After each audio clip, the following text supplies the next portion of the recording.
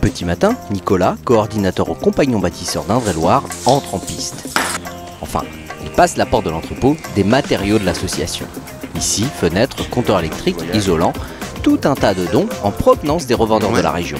Convaincre de ne pas jeter les invendus, l'un des jobs de Nicolas.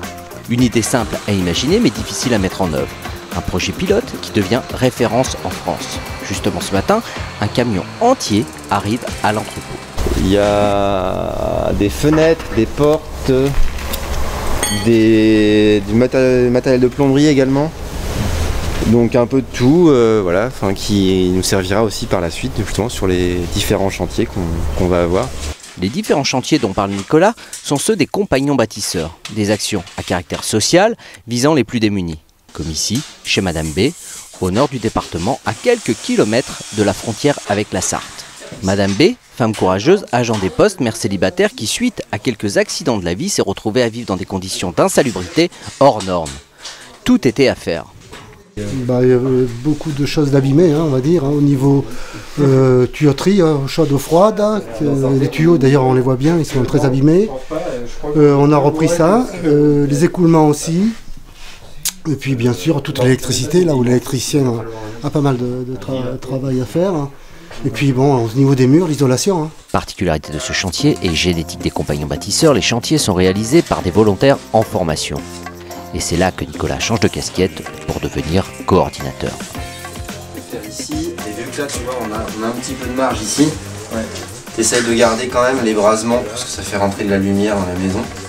Mais si tu arrives un petit peu là, c'est pas très grave. Essaye de leur donner envie, quoi, surtout ça, donc de ne pas les dégoûter, de les former et en même temps dans de bonnes conditions. Donc c'est bon, il y a plein de facteurs qui font. Pas simple. Pas simple. Le chantier de Madame B sera livré dans quelques jours, une opération qui l'aidera à sortir de son isolement. Mais du côté de l'association Tourangelle, le travail ne s'arrête pas. Coordonner ce genre d'opération n'est pas une sinécure. La mise en relation des partenaires est le plus gros du boulot des compagnons. Nous, on fait quelques chantiers dans l'année quand vraiment il y a besoin de mobiliser la famille pour réaliser les travaux, mais l'objectif c'est vraiment que ce soit les artisans qui viennent chercher des matériaux auprès de nous et qui les mettent en œuvre eux-mêmes. Donc c'est plutôt la plus grosse partie du marché, c'est les artisans qui l'auront. Cette opération, soutenue par la région Centre et le dispositif Idées en campagne, devra générer des bénéfices matériels, écologiques ou financiers chez l'ensemble des partenaires. Une mise en route très prometteuse et qui attire la curiosité de pas mal de spécialistes de l'amélioration de l'habitat à destination des plus démunis. Alors, renseignez-vous.